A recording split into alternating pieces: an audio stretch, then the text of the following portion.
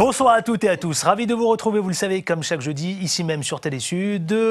Bienvenue à vous tous et puis désormais sur le numéro 23. Merci à vous de nous suivre en tous les cas, comme chaque jeudi. Merci de votre fidélité, on commence tout de suite. Et bien vous allez voir au sommaire de cette émission, allez, sans tarder, nous allons certainement aujourd'hui peut-être polémiquer, mais au sommaire, au menu de cette première émission, eh bien l'affaire Leonarda, elle prend de l'ampleur et elle continue à faire parler d'elle, les enfants scolarisés, 2 parents sans papier.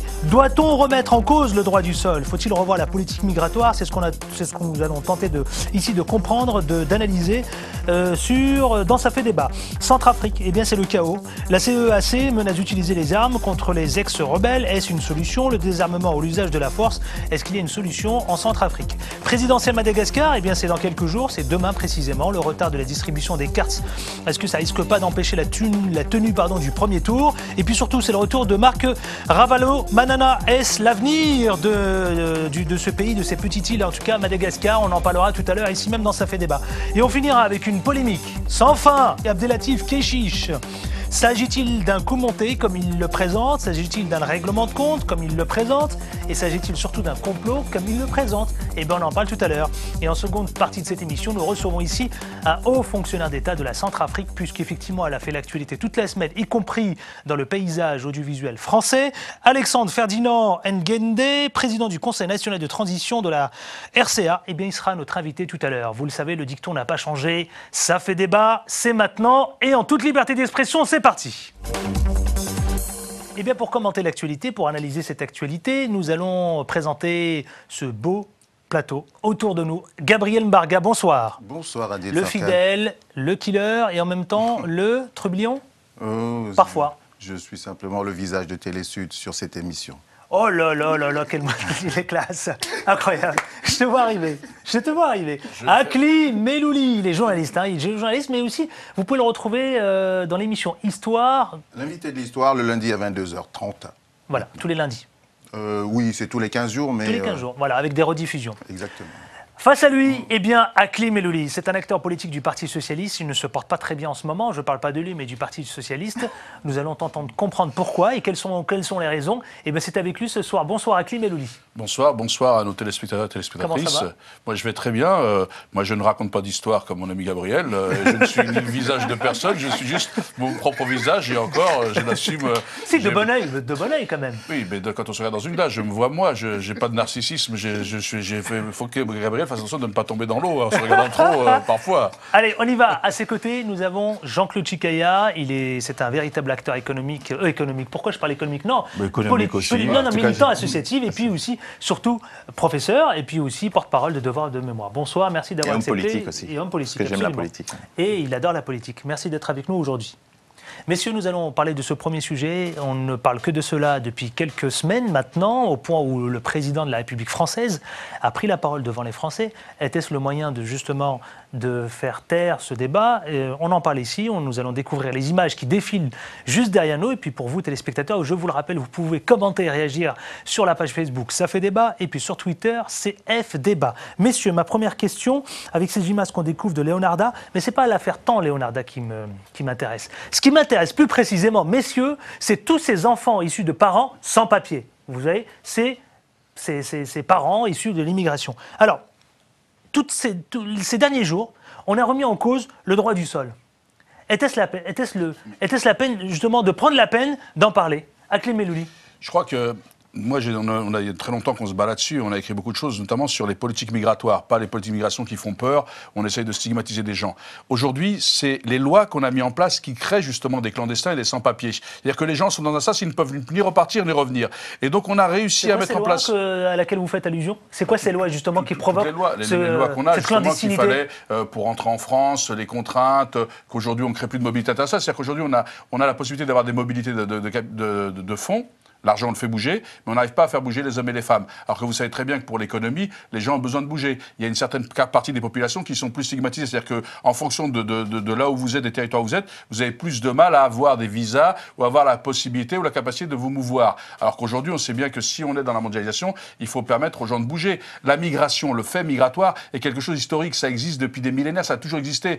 Et les gens aujourd'hui, le fait qu'effectivement, ils doivent, quand ils se déplacent ici avec le visa et qu'après, s'ils veulent rester, on ne peut pas prolonger, etc., etc., les faits que ça les met dans une situation, donc quand ils sont sans papier, ils ne peuvent plus repartir. Et donc du coup, c'est nous-mêmes qui créons cette clandestinité. Et donc aujourd'hui, il ne faut pas mettre aux gens de pouvoir bouger. Ça ne veut pas dire qu'on va être envahi. Il faut arrêter avec ce discours. Et je crois que, et moi je ne dis pas c'est pas d'angélisme, mais donc j'y venais. Je pense que, je voulais venir là-dessus sur l'affaire Yanda, je pense qu'aujourd'hui, il faut qu'on voit notamment aussi la facilité pour les étudiants. On a un peu, pour certains étudiants, on sait, avec la crise économique et la crise sociale qu'on est en train de traverser, on est en train de traverser une crise des valeurs. Et c'est d'ailleurs pour ça qu'aujourd'hui, ce que je veux comprendre aussi, c'est est-ce qu'on doit remettre au point le droit du sol? On doit Copé, il a lancé, il a mis. Mais Copé, si on remettait en cause le droit du sol, il serait même pas ici aujourd'hui. Il a lancé un pavé dans la mare. Jean-Claude Chikaye, ensuite Gabriel Mbarga. Oui, pour revenir à Leonarda, en tout cas, ce que l'affaire Leonarda met en exergue, c'est qu'il faut repenser la politique migratoire qui n'a pas été assez pensée. Voilà, c'est ça qui n'a pas été assez pensé, et même à gauche, il y a un impensé sur ceux qui sont issus de l'immigration, sur l'immigration, pareil sur le plan européen, parce que voilà, il faut pas avoir seulement ce regard dans notre communauté nationale, mais aussi sur le plan supranational. Et puis souvent, le mot intégration a malheureusement créé des réactions. En tout cas, les gens étaient assez réactifs, alors qu'il y a parfois des problèmes d'intégration. Donc, il faut repenser. Je finis.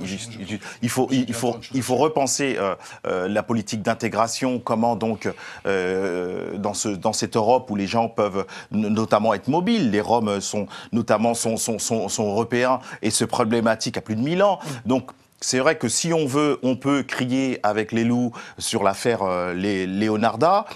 Moi, je crois qu'au contraire, il faut sortir. Donc vous êtes clairement, votre position, elle est très claire, votre point de vue, c'est il faut absolument revoir la politique migratoire. Exactement. On est d'accord. Et pas seulement par le prisme, et pas seulement par le prisme et le truchement du ministère de l'Intérieur. Voilà, c'est pas seulement la police qui doit gérer les hommes et les personnes. Il faut que ça soit un regard interministériel. Pour le téléspectateur. Ensuite, je trive la bonne. Je sais parce que sur l'affaire, on va vouloir. Mais juste une chose. Et il faut. Tu as soulevé un truc sur l'intégration, etc. Oui. Je crois qu'il y a un faux discours quand on dit que tout le monde n'a pas capacité à s'intégrer, ça veut pas dire. Non, mais je sais pas. Toi, tu l'as pas dit, mais je l'ai entendu. Ça veut dire que les gens ne respectent pas les lois de la République. Moi, je vais vous dire, mes parents n'avaient pas capacité à s'intégrer parce qu'ils étaient venus ici pour travailler, éduquer les enfants et repartir. Mais n'ayant pas cette capacité, ils ont respecté. Le cas de tous ceux qui sont venus dans les années 60, 65, ils ont respecté. Donc on engage. Ils ont respecté les lois de la République. C'est-à-dire que mes parents, il n'y a pas plus respectueux. C'est-à-dire qu'ils n'ont jamais abusé ou quoi que ce soit. Et ils ont respecté. Donc ça veut dire, ce débat en disant avoir la capacité ou pas, c'était des faux débats. Et donc aujourd'hui, on est en train de tourner sur des faux débats pour ne pas. Non, mais je ne sais pas si c'est parce que tu as soulevé. Voilà. Comme tu as soulevé ça, je voulais l'expliquer. Je crois qu'aujourd'hui, la capacité, l'intégration, l'injonction intégratrice, ça produit des discriminations. Parce que s'intégrer à quoi? À partir du moment où on prend sa place dans la société, il n'y a pas d'avoir à s'intégrer ou pas s'intégrer. On s'insère ou on fait partie d'une société. Et c'est le sens qui fait et les valeurs. Et donc je crois qu'aujourd'hui, on serait bien inspiré justement de revenir sur les politiques migratoires et sur aussi le droit d'asile pour lui donner cette valeur humaniste des siècles des Lumières, etc. Parce que c'est bien beau que parfois ils se drapent dans les oripeaux de la République pour des leçons. Il ferait bien de se les appliquer, de se rappeler les valeurs de la République et de la Constitution. Gabriel Mbarga, faut-il revoir, comme le souligne Jean-Claude Chikaye et puis Clément Lely, faut-il revoir la politique migratoire? Doit-on remettre en cause le droit du sol? Et puis surtout, est-ce que ce n'est pas une humiliation ce qui s'est déroulé à l'égard de tous les enfants de parents sans papier? Ils ont dit des choses très justes tous les deux. Voilà, je vais pas le répéter. Par rapport à l'immigration, il y a énormément de démagogie. Parce que le public ne sait pas exactement ce qui se passe. Parfois, dans les médias, on peut prendre 2 secondes pour expliquer aux gens qu'on mélange tout volontairement pour créer le flou et ensuite on fait passer des discours politiciens par-dessus. Il y a des questions qui concernent le droit d'asile, il y a une question qui concerne les étudiants, il y a une question d'ailleurs, il y a un titre de séjour vie privée, vie familiale, et puis il y a quelque chose qui concerne les naturalisations. Tout ça n'est pas du tout la même chose. Même si ça participe du même corpus. À partir du moment où on utilise le mensonge systématique pour laisser croire que les gens sont naturalisés, c'est quoi le droit du sol? La réalité aujourd'hui, c'est qu'un enfant qui est né sur le territoire français et qui y a vécu de manière permanente, à l'âge de 16 ans, il a la possibilité de demander la nationalité française. De choisir. C'est-à-dire qu'il n'est pas automatiquement français comme ça l'était avant 1993, avant les lois Pasqua. Donc, il y a un premier mensonge de laisser croire de manière subliminale aux Français qui ont peur que, automatiquement, parce qu'on est né en France, on bénéficie de la nationalité française. Non. On est français si on a l'un des parents qui est français. Mais dans le cas où les deux parents ne sont pas français, on peut, parce qu'on a suivi une scolarité en France, parce qu'il y a des enfants même qui se sont déplacés pour 1 an, 2 ans, qui reviennent en France par la suite, qui n'y ont plus droit. Donc, il n'y a pas automaticité par rapport à ça. Donc, prudence. D'abord, il y a énormément de mensonges. Il faut de la clarté, il faut expliquer, il faut de la pédagogie et de la vérité. Parce que j'ai suivi Marine Le Pen l'autre jour à la télévision sur le débat migratoire, mais c'est hallucinant comment c'est truffé de mensonges, tout ce qu'elle dit. C'est-à-dire qu'on mélange tout, on balance des peurs aux gens. Non, ça ne se passe pas comme ça.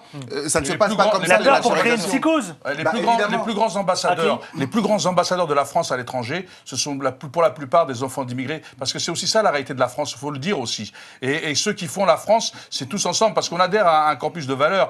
C'est pas nos origines qui font... Il faut arrêter cette assignation à résidence pour une origine réelle ou supposée. À partir du moment où les gens sont français, ils portent les mêmes valeurs et ils essaient de construire ensemble. Allez messieurs, il faut qu'on avance, il faut qu'on passe à ce second sujet. Je vous donne la parole, mais pour quelques secondes, Jean-Claude Chica. Et malheureusement, Gabriel, il faut qu'on avance. Pour quelques secondes, quand je parlais d'intégration, ce n'est pas une histoire de capacité, c'est une histoire qu'il faut instaurer.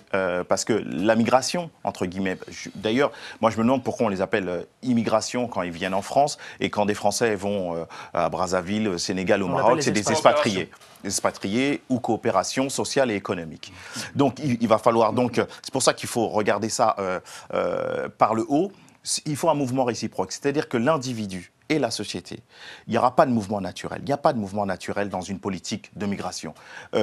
C'est pour ça que je peux comprendre qu'on est né en France, qu'on soit blessé par le mot intégration. Mais même qu'on est né en France, on peut connaître parfois des problématiques d'intégration culturelle, économique, sociale. Il faut mettre tout sur la table sans rentrer dans l'agenda du parti frontiste. Allez, on avance, messieurs, si vous le voulez bien. On va parler de la Centrafrique. La Centrafrique qui a provoqué, vous savez, en tous les cas, de véritables commentaires qui ont suscité au point où tous les JT de 20h ces derniers jours ont ouvert leur actualité avec la Centrafrique. Eh bien, ce que je vous propose tout de suite, c'est de découvrir ce reportage par la rédaction de Télésud. Et puis, on vient ici même le commenter dans Ça fait débat et en parler et puis tenter de décrypter. Vous le savez, c'est très compliqué la Centrafrique, on va essayer de comprendre tout cela. Mais regardez, et on revient tout de suite après dans Ça fait débat. Désarmer de gré ou de force et sans délai tous les éléments armés étrangers qui enfoncent la Centrafrique dans le chaos, la recommandation des chefs d'État et de gouvernement de la CEAC vise à circonscrire la plaie centrafricaine. Et pour cela, les 10 pays membres de la communauté économique des États d'Afrique centrale sont prêts à aller plus loin. Ils exigent le déploiement de la MISCA, la mission internationale de soutien à la Centrafrique, sur tout le territoire centrafricain. Et si cette MISCA n'arrive pas à chasser ces chefs de guerre, est-ce qu'il ne faudra pas prévoir une étape supplémentaire avec des casques bleus de l'ONU? Je pense que peu importe la dénomination, moi je pense que les 3500 de la MISCA, s'ils ont les moyens, s'ils ont le mandat des Nations Unies, ils peuvent, à mon avis, faire le travail pour pouvoir assurer la sécurité en Centrafrique. La MISCA bénéficiera désormais de l'appui aérien approprié pour mener sa mission. Le sommet extraordinaire tenu lundi à N'Djamena a aussi permis de remettre la pression sur les autorités de transition en Centrafrique.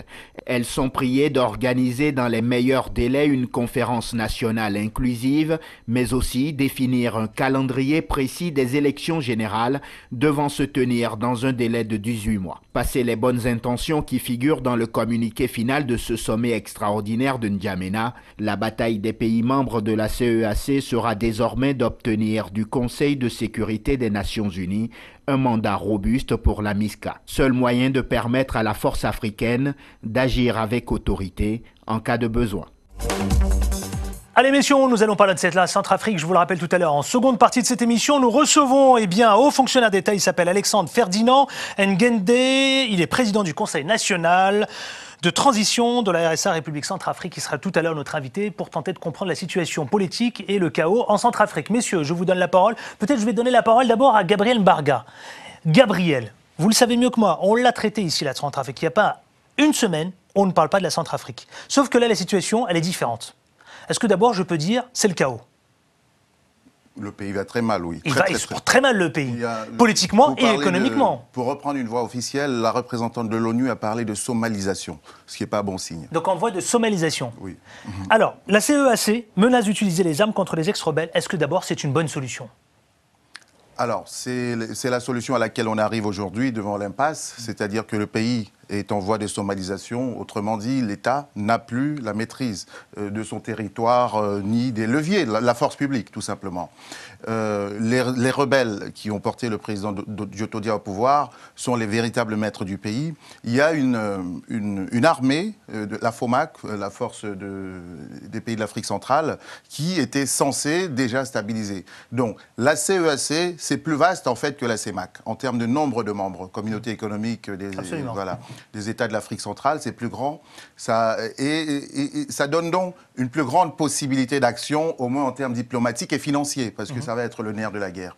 Mais quand on prend une telle décision, il faut pouvoir l'appliquer. Vous voyez que tout de suite derrière, ils vont comment dire, ils vont soumettre à l'ONU finalement leur desiderata, c'est-à-dire qu'il faut se souvenir qu'en Centrafrique, il y avait déjà une force de l'ONU qui est partie il y a quelques années seulement, qui avait passé une dizaine d'années en Centrafrique. Il y a les forces françaises qui tiennent Bangui, qui sont sur Bangui. Bangui, Ça c'est dans la coopération bilatérale. Mais au niveau international, ce qui a plus de légitimité juridique, le fait qu'ils en réfèrent à l'ONU va dans cette direction-là. Et puis c'est une question de moyens. Ça veut dire quoi? Ça veut dire, oui, on va les déloger, mais qui? Est-ce qu'eux, ils sont prêts à envoyer des soldats? Est-ce qu'ils sont prêts à mettre la main à la poche? Ou alors, une fois de plus, ils vont référer à l'ONU, sachant que c'est souvent très long, ce genre de décision au niveau de l'ONU. Je crois que le plus important en ce moment, c'est à la fois la main à la poche, il me semble. Hein. Exactement. Alors, il y a une force qui est là. S'ils veulent vraiment faire quelque chose, je pense que les Centrafricains eux-mêmes seront contents parce qu'ils commencent à étouffer. Bah, ils sont en train d'étouffer, ça y est, ils sont en plein dedans, là, ils le vivent. S'ils veulent vraiment faire quelque chose, qui renforce les capacités de la FOMAC. Je distribue la parole. Jean-Claude Chikaya, Kilima Loli, le désarmement ou l'usage de la force? L'un ou l'autre? Ou les deux? Le désarmement, il me paraît périlleux. Bon, c'est un objectif pour un État incontournable. Maintenant, je pense qu'il y aura de toute façon, on regarde la situation sociale, économique et notamment des personnes, parce qu'on parlait de la somalisation, mais il y a aussi, même si comparaison n'est pas raison, on pourrait dire que si on regarde la Grèce sur le plan économique et la Centrafrique, alors que la Centrafrique pourrait beaucoup mieux faire que la Grèce sur le plan économique et ses richesses internes, mais sur le plan de la crise économique, mais surtout politique, mais son emplacement. Centrafrique d'ailleurs vient souligner l'histoire de son importance géostratégique et géopolitique, et pas seulement sur le plan africain et sur le plan mondial. De toute façon, j'en suis à peu près sûr qu'il y aura de toute façon une intervention. Il y a une vérité à dire. Il y a quelle vérité à dire? Et je donne la parole à Kilima Loli après. Il m'a semblé que c'était le président Déby qui recevait cette réunion. Oui. C'est le Tchad qui a la main mise sur la Centrafrique depuis plusieurs années maintenant. Autrement dit, si le Tchad veut vraiment déloger ses rebelles, même tout seul, il peut le faire. Il a la possibilité de le faire? Même tout seul, il a la possibilité de le faire? Pourvu qu'il y ait un peu d'argent derrière. Ça pose des questions sous-régionales, c'est pas seulement la Centrafrique. Sur ce territoire, parce que c'est pas la première fois, hein. L'histoire de la Centrafrique est une histoire très compliquée. Depuis effectivement des accusations de Bokassa, etc., c'est très compliqué, avec beaucoup de mensonges. Une histoire qui est pas bien dite. Il y a des journalistes comme Olana qui a d'ailleurs travaillé là-dessus et qui dit des choses intéressantes qu'il faut regarder. Alors moi, je vais vous dire, de toute façon, quel que soit le sujet, il va falloir qu'il y ait des préalables. Parce que même s'il y a une intervention militaire, même si on désarme, même si il faudra à un moment donné stabiliser le pays et avoir un projet pour ce pays. Parce qu'il y a des richesses et le problème, c'est qu'il y a des enjeux qui dépassent, y compris les Centrafricains. Est-ce qu'on peut dire aujourd'hui que le pays, il est sécurisé? Première question. Il ne l'est pas. Vous savez comment ça marche? Attendez, juste il faut savoir. Moi, je me suis penché sur cette question. Pourtant, il y a eu des engagements de la part de Diotodia, il y a eu des engagements de la part de certains aussi. Aujourd'hui, pourquoi on en est là? Vous savez comment ça marche? Quand les gens attaquent, quand on laisse faire des rébellions comme ça, on enrôle des gens dans d'autres pays, ils sont des rebelles, ils sont enrôlés. Comme on n'a pas les moyens de les payer tout le temps, les gens se payent sur la bête. C'est-à-dire qu'ils pillent les pays. Et donc, ça crée cette instabilité. Aujourd'hui, ce sont des clans qui sont à la manœuvre.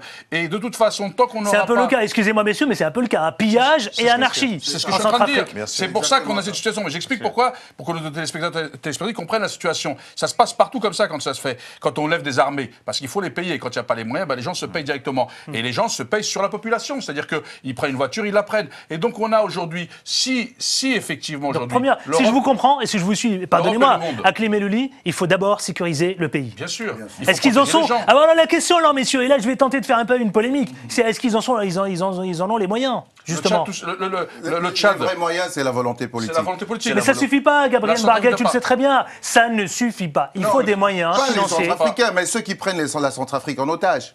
Il y a des richesses, hein. Il y a des intérêts miniers en Centrafrique quand même, faut pas le nier. Et donc je crois que ces gens-là seraient bien inspirés, parce que le problème aujourd'hui, c'est qu'on veut prendre tout dans les ressources naturelles de l'Afrique sans rien donner en contrepartie. Mais il y a des populations et il faudra qu'un jour les gens comprennent que si on ne stabilise pas ces populations, que si on ne sécurise pas et que si on ne met pas en place un pouvoir politique réel et non pas supposé, eh bien on n'y arrivera pas. Messieurs, on est légèrement tard. Pardonnez-moi Jean-Claude, mais je vais devoir vous poser cette dernière question. Et puis tout à l'heure, en deuxième partie, je vous l'ai dit tout à l'heure, nous allons recevoir le président du Conseil national de transition, justement, avec lequel on va s'étaler et mieux comprendre, et tenter de mieux comprendre en tout cas la situation qui devient de plus en plus chaotique. Pour les Centrafricains, parce que j'ai des amis et moi j'ai grandi avec les enfants d'un ancien ambassadeur de Centrafrique et Adama Tambou, et donc j'ai vraiment de la peine pour ses amis centrafricains parce que ça dure depuis très très longtemps. Ça dure depuis... Messieurs, juste une question, là ce sera la dernière d'ailleurs, cette organisation d'élection, est-ce qu'elle peut apaiser la région et est-ce que ça peut fonctionner? Jean-Claude Chikaya.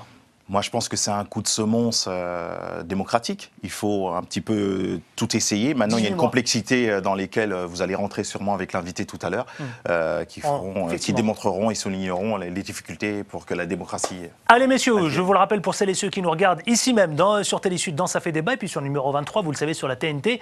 Bienvenue à vous tous. Tout d'abord, vous pouvez commenter et réagir sur la page Facebook Ça fait débat, et puis surtout sur Twitter, FD. Voilà, et vous êtes de plus en plus nombreux à nous regarder, je vous en remercie infiniment. Messieurs, direction Madagascar, là aussi, la situation est très compliquée. Politiquement, je parle, très très compliquée. Au point où le retour de Marc Ravalomanana, eh bien justement, on se pose la question, est-ce que c'est l'avenir du pays? Ce que je vous propose de regarder, eh bien, ce sujet proposé par la rédaction de Télésud, et on revient tout de suite le commenter. Regardez. Ils sont venus nombreux pour écouter leurs candidats. Après plusieurs reports et de longues tractations, les Malgaches espèrent pouvoir enfin voter ce vendredi. Un scrutin historique qui doit marquer la fin des 4 ans de crise sur la Grande Île. La CENIT est fin prête aujourd'hui, est fin prête pour la tenue des élections du 25 octobre, le premier tour du scrutin présidentiel. Les 8 millions d'électeurs auront le choix entre 33 candidats. Plus de 5 000 observateurs nationaux et internationaux doivent superviser les scrutins, puisque la transparence est bien l'enjeu principal de cette élection présidentielle. Alors que les candidats s'activent pour les derniers jours de campagne, le service des renseignements financiers a lancé une enquête sur les origines du financement de l'ancien Premier ministre Camille Vital. Il ne s'agirait pas pourtant du seul candidat dont le financement de la campagne semble opaque. Le pays ne dispose d'aucune réglementation sur le financement de la campagne. Les candidats à la présidentielle peuvent donc dépenser sans limite et sans plafond pour séduire les électeurs. Pourtant, la présidente de la CENIT veut rassurer sur la transparence de l'élection. Je ne pense pas qu'aujourd'hui, on peut tricher sur ces élections qui est dans la transparence totale qu'on le fait aujourd'hui. Après le premier tour de ce 25 octobre, un éventuel deuxième tour est prévu le 20 décembre prochain. Il devrait être couplé avec des élections législatives. Messieurs, vous l'avez observé, eh bien, nous allons là aussi commenter cette actualité. Est-ce que le retour de Marc Ravalomanana, eh bien, est-ce que c'est un peu l'avenir du pays ?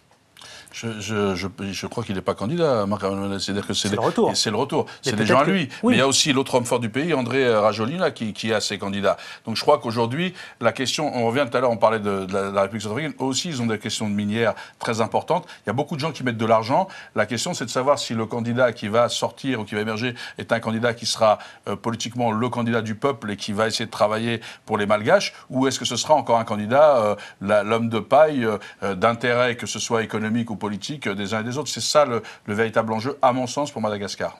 Jean-Claude Chikaya. Ce qu'il faut souligner pour bien parler donc, du peuple malgache, c'est qu'il est à 90% maintenant concerné par un revenu par personne à 90% en dessous du seuil de pauvreté. Il y a un désenchantement, il y a en même temps une aspiration extraordinaire sur le plan personnel que peut faire la politique. Là, il voit une multitude, une liste assez prolifique de candidats. Il se demande si ça va être un coup pour rien. Ou, en tout cas, il y a en même temps une aspiration extraordinaire, mais ils ont bien l'impression que tous ces candidats ne vont pas vraiment changer les choses. En tout cas, ils sont tellement méfiants et défiants maintenant. Et il faudrait pas montrer Madagascar comme un pays pauvre, mais un pays appauvri. Ça a été souligné tout à l'heure. Il y a plusieurs choses. Absolument. Et maintenant, il y a des turpitudes de responsables, certains responsables politiques qui donnent cette image d'un pays pauvre, mais c'est un pays appauvri. Mais une population qui aspire à de grandes choses sur le plan démocratique.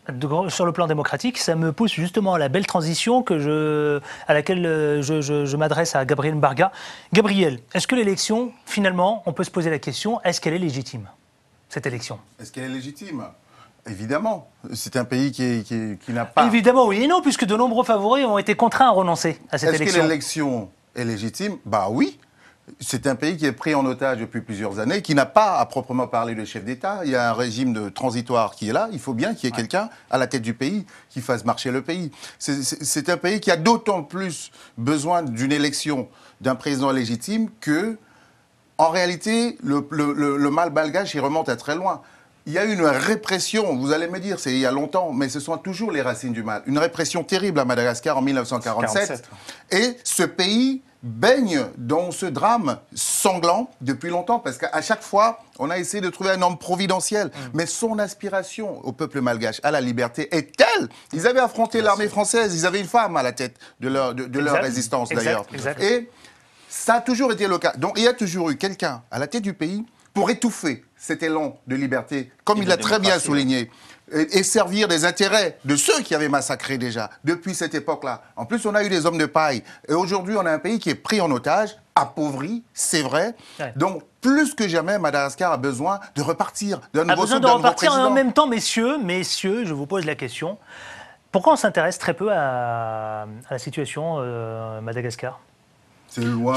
C'est loin. On s'y intéresse quand même parce que, par exemple, la région Île-de-France a une coopération avec eux. Non, il y a des gens qui s'y intéressent. C'est les médias qui ne s'y intéressent pas, justement. C'est ça, c'est la différence. Parce que des gens s'y intéressent, ceux qui exploitent les mines là-bas s'y intéressent beaucoup plus que nous. Donc, il faut faire attention. C'est-à-dire que c'est peut-être pas les bonnes personnes qui devraient s'intéresser. Je crois que parfois, comme il n'y a pas de buzz à faire, et comme il dit, un pays appauvri, les gens l'oublient. C'est même plus pauvre qu'Haïti, s'ils sont en concurrence. Eh bien, je crois que c'est les médias qui ne traitent pas assez. Et puis, si les médias traitaient, peut-être que les comportements aussi changeraient. Et puis, comme d'habitude, on montre Madagascar comme un pays pauvre et pas appauvri, donc on occulte tout ce qui est de la complexité sociale, économique, historique et politique. Et pour en donner qu'un prisme, en offrir une vision humanitaire, on va envoyer ceci ou cela sans regarder les aspirations. Il y a des divisions profondes entre les peuples malgaches qui ont une composante très complexe, entre ceux d'origine indienne, ceux d'origine africaine, ceux d'origine... C'est très compliqué. Et ce sont des sociétés qui ont fait vivre les systèmes de caste aussi, il faut le dire, pendant longtemps. Des systèmes un peu racialistes à certains moments de leur histoire. C'est très compliqué. Ouais. Et quand vous voyez autant de divisions dans un pays, elles sont aussi l'expression d'un ciment. Qui s'est fait. En même temps, Gabriel Mbarga et tous les autres, le retard de distribution des cartes n'empêche pas la tenue du premier tour. Est-ce que c'est justement une bonne décision ? De reporter les élections ? Si vous voyez la présidente de la commission vous dire je ne peux pas organiser les élections, je ne vois pas pourquoi celle qui est chargée techniquement d'organiser les élections, si elle sent que... Parce que ça va être plus compliqué après. Oui. Si on fait une élection et qu'il y a des contestations et tout ça, en fait, elle demande du temps. Elle demande du temps et des moyens, sans doute. Comme souvent dans ces cas-là. Atli, enfin, avant de passer au dernier sujet. Vous savez, le problème, c'est qu'il faut, comme le disait Gabriel, c'est qu'il faut effectivement les moyens d'organiser les élections dans de bonnes conditions. Le problème, c'est qu'aujourd'hui, on sait aussi, puisque je ne vais pas reprendre ce que tu as dit, donc je partage, mais on sait aujourd'hui aussi que des sociétés qui ont des intérêts économiques déversent beaucoup d'argent pour soutenir certains candidats. Il y a des candidats qui ont reçu une trentaine de voitures tout-terrain pour aller sur les choses. Donc, de toute façon, ces élections, compte tenu du contexte du pays, seront faussées par un certain nombre de facteurs. Donc, moins il y en a, mieux c'est. Mais à la rigueur, c'est assez complexe, la Madagascar. Allez, messieurs, dernier sujet avant de retrouver notre invité, qu'on va retrouver ici dans quelques minutes. Il s'agit d'Alexandre Ferdinand Ngandé, président du Conseil national de transition de la République centrafrique. Mais le dernier sujet, eh bien, vous savez, vous connaissez tous le cinéaste Abdelatif Kechiche ? Oui. La polémique sans fin d'Abdelatif Kechiche. Je vous propose de regarder, vous savez, son dernier long métrage, La vie d'Adèle. Regardez et on commente le sujet, puisque le sujet, c'est pas tant de parler du film, mais est-ce qu'il s'agit d'un coup monté ? Regardez, on revient tout de suite après. C'était pas bien. Si. C'était trop bien. Allez, les détails. Il y en a pas ? Comment ça, il y en a pas? Vous avez fait quoi? Je comprends pas. On a passé l'après-midi ensemble, c'est tout. C'est parce que c'était naze que tu nous racontes pas? Putain, on dirait la PJ du sexe, quoi. J'ai l'impression de faire semblant. Faire semblant de tout. Moi, il me manque un truc.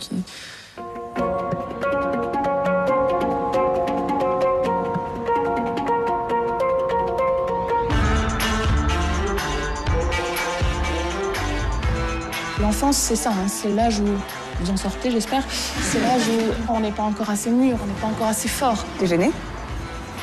Ouais, un peu. T'es parente. C'est qui la fille qui est venue me chercher la dernière fois? Avec les cheveux bleus. Non mais après, moi je m'en fous, tu vois, que tu sois Gwyn. Mais le truc, c'est que t'es venu chez moi plusieurs fois dormir à poil dans mon lit, tu vois. Là, c'est un peu plus dur. Je viens de te dire, je suis pas lesbienne, faut que je te le dise comment? Putain, t'es conne ou quoi? On est bien là.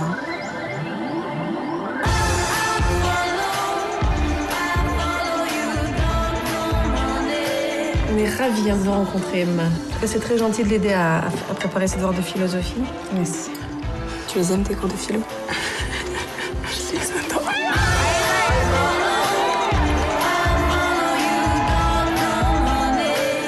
Ça va pas?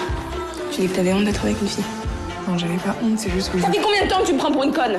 Je te prends pas pour une conne, je t'ai jamais prise pour une conne. Dégage ici. Tu dégages. Sors de ma vie. Pourquoi tu mens? Je mens pas. Alors pourquoi tu pleures? Je pleure pas. La polémique du cinéaste Abdelatif Kechiche, on en parle ici même, vous le savez. Le film, d'abord, première question, est-ce qu'il n'est pas un peu trop long? 3 heures. 3 heures 3 heures pour traiter un film autour de l'homosexualité, etc. C'est pas un peu long, Hakim Elouli, Jean-Claude Chikaya et Gabriel? Moi, je ne pense pas que ça soit trop long, vu toutes les représentations, les préjugés, la méconnaissance qu'il y a de ce phénomène de l'homosexualité qui a quand même, dans notre histoire, que ce soit ici ou ailleurs, où les choses ne sont pas réglées, même ici, mais même ailleurs. Donc, donner pour une fois 3 heures à un film avec un réalisateur, même si sa tribune sur rue 89 extrêmement longue, qui nous fait rentrer un petit peu dans les méandres et les antres du cinéma français, mais aussi... justement, parlons-en. Alors, justement, règlement de compte, il a rédigé une tribune qui, effectivement, comme l'a rappelé Jean-Claude Chikaya, qui fait des pages et des pages et des pages, sans fin, justement. Cette polémique, s'agit-il d'un coup monté? Est-ce que c'est un règlement de compte, un complot? Et finalement, on parle très peu de la vie d'Adèle, on est en train de tuer la vie d'Adèle. Ma première question, messieurs, est-ce qu'on peut parler de coup monté comme il le présente? Moi, je ne sais pas si on peut parler de coup monté. En même temps, il y a le sentiment que tout le monde lui en veut. Il y a des arguments qui sont avancés avec justesse, mais là, vraiment, il faudrait rentrer avec un peu plus de connaissances dans le monde du cinéma et dans les entrées méandres du monde du travail, parce que dans le monde du travail, parfois... c'est quoi le problème? Le film ne marche pas il a l'impression qu'il y a une campagne de presse contre lui. Le film marche, le film paraît... Justement, je l'ai vu partout. Le film, en tout cas, les gens ressortent enchantés. Il a envie de polémiquer, Gabriel. Mais c'est bien, au contraire. Mais ce que dit Kechiche, il était normal, il a été quand même attaqué sur sa propre personne et pas seulement en tant que réalisateur. Il a été attaqué sur ses 2 fronts, sur sa personne et en tant que réalisateur, et même sur le plan du droit du travail. Oh mais pardon, excuse-moi, Jean-Claude Chikaya, mais quand tu es réalisateur et quand tu réalises des films, tu peux t'attendre à ce qu'il y ait des journalistes et bien critiquent ton film. Tout à fait d'accord. Et c'est normal, et c'est le but du jeu. C'est la règle du jeu, messieurs. Surtout que ces films... Je suis un peu surpris, si tu veux. Surtout que ces films, c'est en général teinté d'esprit critique sur la société. Donc, qu'il vienne dire oui, mais attendez, il faut qu'il accepte aussi les règles, et qu'il dise oui, maintenant, on peut parler de complot. C'est limite. Enfin là, je suis en train de défendre aussi, y compris la formation journalistique. Moi, ce qui me choque, c'est la façon dont lui présente les choses. Parce que quand on a attaqué, quand il a eu la Palme d'Or, il n'a pas été critique de qui que ce soit, ou le Modeste Tavar. Ni les 2 actrices. Ni les 2 actrices. Je finis. Moi, je crois que quand il est réalisateur, il est attaqué sur des choses bien précises. Il n'a pas à crier au complot ou à se victimiser. Il peut répondre. Vous savez, par exemple, moi, je sais que quand toi, tu aimes le sport, adepte du PSG, je le sais, Jean-Claude. Quand tu entraînes, non mais moi qui est entraîneur, quand tu entraînes les gens, des fois, tu leur demandes à se dépasser. Effectivement, des fois, tu peux avoir des méthodes qui peuvent surprendre pour essayer de tirer le meilleur d'eux-mêmes. Mais tu peux l'expliquer. Alors après, la question, c'est effectivement s'il y a harcèlement, il y a des règles, il y a du code du travail. Donc si effectivement les gens s'estiment harcelés ou quelque chose, qu'ils aillent devant un tribunal, qu'ils demandent réparation. Mais là, quand on demande des explications à quelqu'un et qu'il se met à crier au complot, moi je trouve qu'il y a de la démesure. Il y a des mesures parfois peut-être dans les attaques et dans les autres. Je pense qu'effectivement, il y a des méthodes qui sont parfois douteuses dans le cadre du monde du travail. On le sait en management, mais il y a des règles et qu'il faut respecter. Et moi, je ne vois pas pourquoi, quand on lui dit qu'il a été un peu loin, etc., pourquoi il ne s'en explique pas et qu'il se met à crier au complot, à la machin, à la ceci. Je trouve que il se met en difficulté lui-même, j'ai l'impression. Gabriel Barga, est-ce qu'on peut parler de complot? Il a fait un film qui marche en salle, qu'on voit partout, dont on parle beaucoup dans la presse. Il a eu des unes, il est passé au JT. Je sais pas. Il a Palme d'Or. Il a la Palme d'Or. Cannes, le festival de Cannes, mai dernier. Rappelons-le. Il a un film qui a du succès, dont tous les réalisateurs rêveraient. Et puis, à la fin, il rentre dans une polémique. Je trouve qu'il va tuer son film lui-même, mais pas ceux qu'il pense être du côté des vous pensez vraiment qu'il va tuer son film lui-même? En tout cas, le souvenir, parce que le film a déjà fonctionné sur le plan économique, puisque, à mon avis, c'est déjà amorti. Mais au lieu de s'expliquer sur des choses, par exemple, relatives au droit du travail, et de dire la machine de la production, c'est quelque chose de complexe qui m'échappe totalement, parce qu'il y a toute une usine derrière, lui, réalisateur, c'est l'artiste. Il doit débattre de questions artistiques, et à la rigueur de questions intellectuelles, de dire, voilà ce que j'ai voulu dire dans mon film, mais il rentre dans une polémique comme s'il voulait se faire passer pour une victime, après avoir voulu passer une thématique de victimisation. Il est un peu obsédé par ça, il faut qu'il sorte de là. On retiendra Jean-Claude Tchekaya, est-ce qu'il a eu raison de rédiger cette longue tribune qui a été publiée dans le quotidien en ligne rue 89? Je ne pense pas que la forme soit opportune, parce qu'il passe plus pour quelqu'un de tourmenté, qui prend le stylo. Et on sait très bien que quand vous êtes confronté au tourment, vous pouvez dire des choses qui dépassent et qui ne sont pas mesurées et nuancées. Sa tribune, c'est un long fleuve, c'est-à-dire qu'à un moment donné, un long fleuve pas très tranquille d'ailleurs. Voilà, je viens d'apprendre aussi une information qui vient juste de tomber il y a quelques heures, c'est que Le Monde a réagi face aussi à... Parce que vous savez, il se fait attaquer. Absolument, il attaque le journaliste qui est journaliste, chef de rubrique culture dans les pages du journal Le Monde, et Le Monde a réagi clairement qu'ils allaient répondre via un article. Je vous dis, c'est une polémique sans fin, cette histoire. Jean-Claude, moi, on est des hommes publics. On est attaqué à juste titre ou à faux, parce que des fois, des rumeurs infondées, des saloperies, des trucs, on a attaqué. Mais c'est le lot des hommes publics. Il est cinéaste, il fait un film, il doit s'attendre à une critique. Il faut répondre à la critique avec des arguments. Mais tu ne peux pas, te prendre pour un intouchable. On est dans une démocratie. Il est normal qu'il y ait le débat. Et si effectivement les actrices se sentent harcelées, etc., il faut qu'elles s'en expliquent et qu'ils s'en expliquent. Et c'est bien il aurait peut-être pu avoir l'occasion d'expliquer justement ce que disait Gabriel, c'est la difficulté de réaliser de l'exigence et les conditions dans lesquelles travaillent les gens. Il aurait pu justement être un levier pour faire bouger les choses. Au contraire, il l'a pris comme une attaque et il s'est replié sur lui-même pour se défendre à titre individuel. C'est pas la bonne stratégie. Oui, maintenant il nous plonge dans deux champs, c'est-à-dire le champ de la certitude, c'est qu'à chaque fois ces films sont exigeants et souvent extraordinaires. En tout cas, c'est toujours empreint d'un esprit critique qui fait avancer la société, et chaque personne, quand vous ressortez de la salle, vous y pensez. Et puis, malheureusement, il nous plonge un peu plus dans l'incertitude quant aux accusations sur le droit du travail, sur sa façon de manier les... Je sais pas. Je pense que maintenant, on est dans l'expectative. Maintenant, allons voir le film et allons voir son prochain film. Dernière question, s'il vous plaît, messieurs. Justement, est-ce qu'on a tué la vie d'Adèle, le film ? Comme il l'a dit, c'est vrai, Gabriel. Finalement, c'est lui-même qui l'a tué. Est-ce que c'est pas lui-même qui l'a tué? Non, je pense que son film est plus fort que la polémique. Il est plus fort pour la polémique. C'était le mot de la fin. Eh bien, messieurs, nous allons retrouver, vous savez, dans la seconde partie de cette émission, la dernière ligne droite de cette émission, un haut personnage d'État. Il s'agit d'Alexandre Ferdinand Ngouendé, président du Conseil national de transition du RSA. C'est ici même. Ne bougez pas, restez avec nous. Merci à Gabriel Barga. La semaine prochaine, avec autant de plaisir? Oui. Oh, merci Gabriel, merci à Hakim Elouli. Merci à vous. À bientôt. Et toujours un grand plaisir de débattre avec Gabriel, qui est l'image de Télésud. Serrez-vous la main. Voilà, si on peut montrer ce plan, effectivement, voilà. Ça fait débat. Acteur politique du Parti socialiste, Hakim Elouli.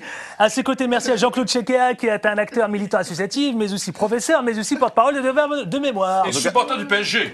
Supporter du PSG. Merci messieurs, ne bougez pas, restez avec nous. Tout de suite, nous accueillons notre invité. C'est tout de suite, c'est maintenant dans Ça fait débat. Si vous venez de nous retrouver, merci d'être avec nous dans Ça fait débat sur Télésud et sur numéro 23 aussi également. Merci de votre fidélité. Vous pouvez commenter sur la page Facebook Ça fait débat et puis sur Twitter CF débat. Notre invité pour cette dernière ligne droite, notre invité, il s'agit de monsieur Alexandre Ferdinand Ngouendé, qui est le président du Conseil national de transition en Centrafrique. Bonsoir, Monsieur le Président. Bonsoir. Vous allez bien, merci d'avoir accepté notre invitation. C'est moi qui vous remercie. Dites-moi alors, Monsieur le Président, vous savez, nous, on va mettre les pieds dans le plat, comme chaque jeudi ici d'ailleurs, dans Ça fait débat. Les 10 pays membres de la Communauté économique des États d'Afrique centrale, ce qu'on appelle la CEAC, vous êtes d'accord, ont ordonné à la force africaine en Centrafrique de désarmer sans délai et par la force, si nécessaire, tous les éléments armés étrangers qui martyrisent, je ne vous l'apprends pas, une population livrée aux crimes de bandes armées. Vous réagissez?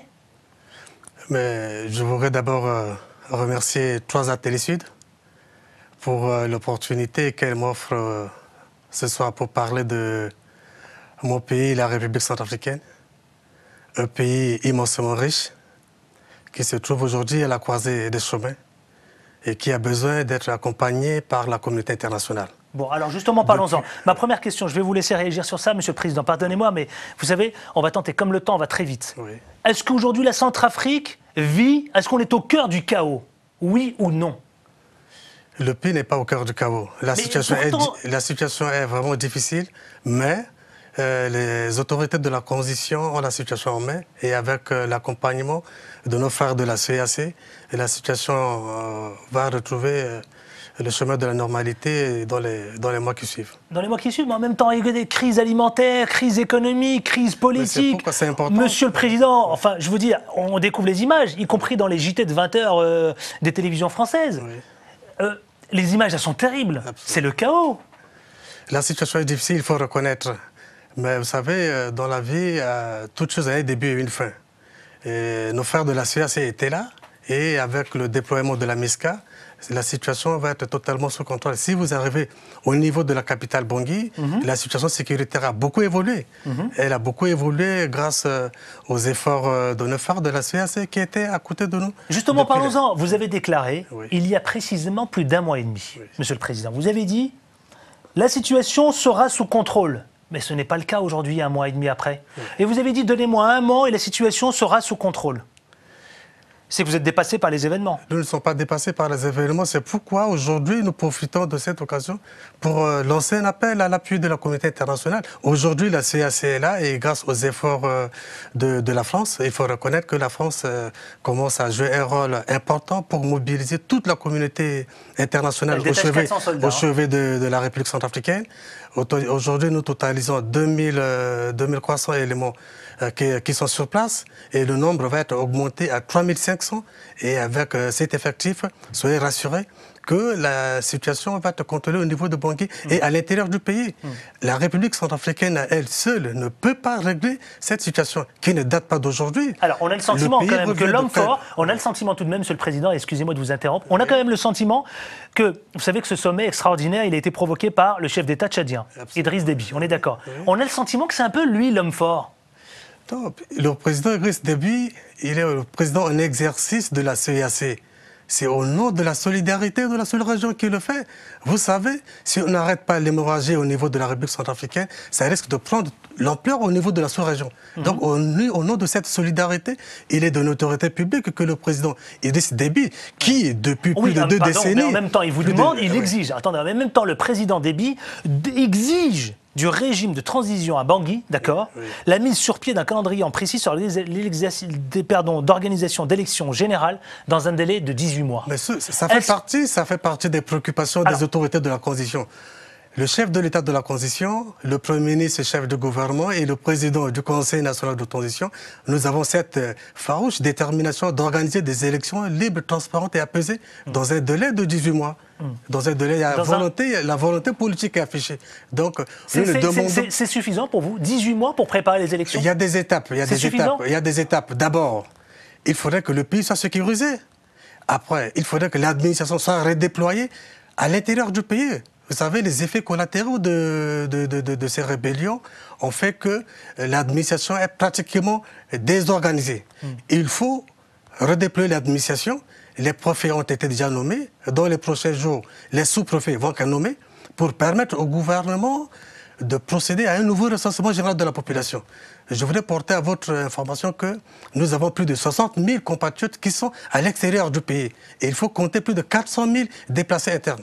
Il faudrait que le gouvernement dispose de moyens nécessaires. Vous êtes en train de nous dire que ces élections passent aussi par ces 60 000 que vous nous citez? Pardon? C'est ça? Nous avons des déplacés externes, plus de 60 000. En République démocratique du Congo, nous avons plus de 40 000 compatriotes qui sont là-bas. Et à côté, au Cameroun, nous avons plus de 20 000 compatriotes qui sont là-bas. Donc il faut créer les conditions nécessaires pour permettre à ces compatriotes... Justement, ces conditions nécessaires. Oui. Est-ce que vous pensez, quand on voit ces images terribles de guerre civile entre musulmans et chrétiens, c'est cela, on est d'accord, c'est bien cela. Est-ce que vous pensez que la population est prête pour aller voter? Est-ce que vous pensez que c'est vraiment sa préoccupation-là dans les 18 mois? Et surtout, est-ce que dans les 18 mois à venir, est-ce que la population aura la possibilité d'aller voter ces élections de façon transparente et démocratique, Monsieur le Président? C'est pourquoi nous sommes tenus de créer les conditions nécessaires pour instaurer la paix et la confiance. Il faut instaurer la paix et la confiance entre la population, entre l'armée et son peuple, entre les dirigeants et les gouvernés. Oh, mais avec quel fichier Parce que... Mais c'est pourquoi il faut tout reprendre. C'est pourquoi je vous disais que la République centrafricaine a besoin d'être accompagnée aujourd'hui par la communauté internationale. À elle seule, nous ne pouvons pas tenir ce délai. Parce que pour aller voter, vous devez disposer d'un fichier. Voilà. Sauf ce fichier, Monsieur le Président, n'existe pas aujourd'hui. Donc pour permettre aux électeurs d'aller se rendre aux urnes. Voilà. Aujourd'hui, ce n'est pas le cas. Il faut procéder à un nouveau recensement général de la population. Après ce recensement général de la population, nous devons avoir un fichier électoral fiable. Mais pour réunir toutes ces conditions, il faut d'abord pacifier le pays à l'intérieur. L'administration n'existe pas, quasiment pas. L'administration n'existe pas, c'est pourquoi le gouvernement a besoin d'être appuyé par la communauté internationale. La CEAC est là. La transition a fonctionné grâce à la solidarité de nos frères de la CEAC, grâce au prêt congolais, grâce au président Denis Sassou Nguesso, grâce au président Idriss Déby Itno. Mais aujourd'hui, nous lançons un appel à l'attention des autres institutions financières internationales pour venir au chevet de la République centrafricaine. Monsieur le Président, vous êtes un proche de la Séléka. Pardon? Vous êtes un proche de la Séléka. Je suis proche du président de Choudéa, je suis proche du Premier ministre Tchangay, je suis proche des aspirations profondes du peuple centrafricain. Dissoudre la Séléka, était-ce la solution? Oui, mais c'était une mesure importante. La Séléka avait une mission de parvenir au changement politique. Une fois le changement intervenu, on a besoin d'une armée forte, unie, pour défendre l'intégralité du territoire national. Donc la Séléka a été dissoute. Aujourd'hui, nous sommes dans le cadre de la refondation d'une nouvelle armée. En même temps, sous pression, elle a été dissoute sur la pression internationale. Vous l'avez dit, le président Todjodia, qui a été présent au sommet, il a dissous donc automatiquement non, il a dissous la Séléka et cherche depuis à neutraliser les chefs des bandes armées qui en faisaient partie. Est-ce qu'il en a le pouvoir, Monsieur le Président? Elle est là la vraie question. Oui, ben vous savez... Tout le monde se pose la question, est-ce que Jotodia, finalement, a le pouvoir de gérer la Centrafrique aujourd'hui? C'est lui le chef de l'État, c'est lui le chef suprême des armées. Vous savez, au début, la Séléka était composée de 5 000 éléments. Mais arrivé au niveau de Bangui, le chef de l'État s'est rendu compte que le nombre a augmenté de 25 000 éléments. Mais d'où sont venus ces 25 000 éléments? Ça, c'est la question fondamentale. Aujourd'hui, il a le contrôle sur les 5 000 éléments qui l'ont accompagné. Mais les 20 000 sont venus... Bon, ça, ce n'est pas un secret. Alors, comment vous expliquez? Pardonnez-moi, Monsieur le Président, sans langue de bois, s'il vous plaît. Le pays, il est livré à des chefs de bandes armées et de mercenaires. Qui sont en train d'être neutralisés. Attendez, qui sont en train, en même temps, quand on voit les images, elles sont terribles. Oui. Alors, écoutez, l'État s'est effondré.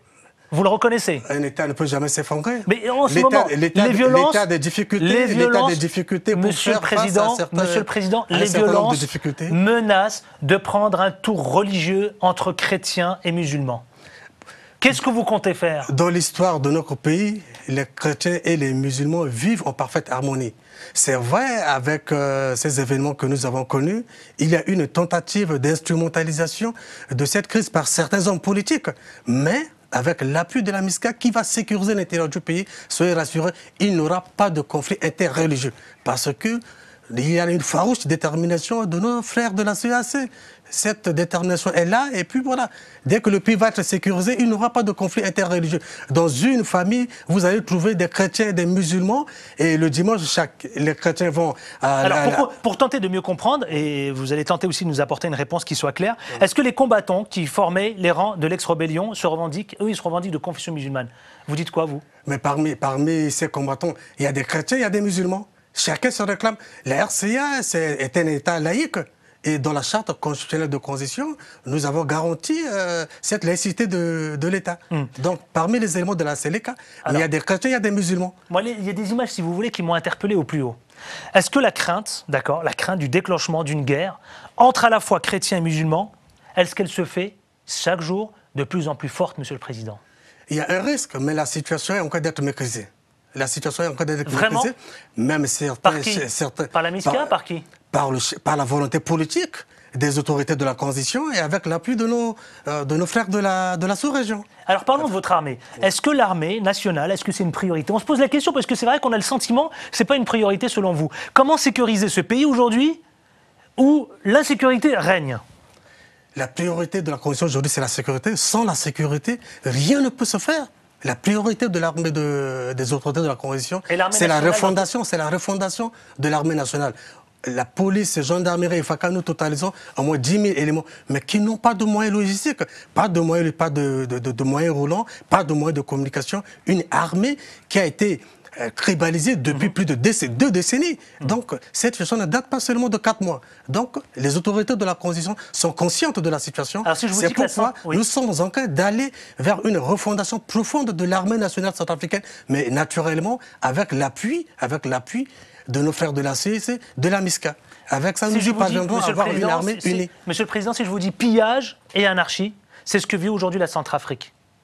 Il y a eu des pillages, il y a eu des exactions, ça il faut reconnaître, mais c'est ça qui justifie certains éléments de la CELIC qui ont été arrêtés et traduits devant la justice. Certains ont été condamnés à des peines de jusqu'à 8 ans. Monsieur le Président, en quelques mots, parce qu'on va passer aux 5 secondes en 10 secondes, s'il vous plaît, et comme vous allez subir, vous ici, comme tous nos invités ici dans Ça fait débat, un retour de François Bozizé, est-ce qu'il est envisageable? Est-ce qu'il faut poursuivre les poursuites judiciaires, pardon? Ça peut, personne n'est au-dessus de la loi. Mais ce qu'il faut pour notre pays, la République centrafricaine, ce qu'il faut pour toute l'Afrique, il faut la paix, l'unité, la réconciliation, le pardon, la tolérance. Allez, passons aux 5 secondes, en 10 secondes. Tout le monde y passe, personne n'y échappe. Monsieur le Président, c'est parti. Une phrase, un mot. Que représente pour vous l'Afrique? L'espoir. L'Afrique, quelle priorité selon vous? L'éducation. France-Afrique, ça évoque quoi pour vous, sans langue de bois? L'histoire. L'histoire. L'histoire. Afrique et démocratie, vous répondez quoi? Les devoirs de paix. Et enfin, Monsieur le Président, un dernier mot pour celles et ceux qui vous regardent. La situation en Centrafrique, est-ce qu'il y a un avenir?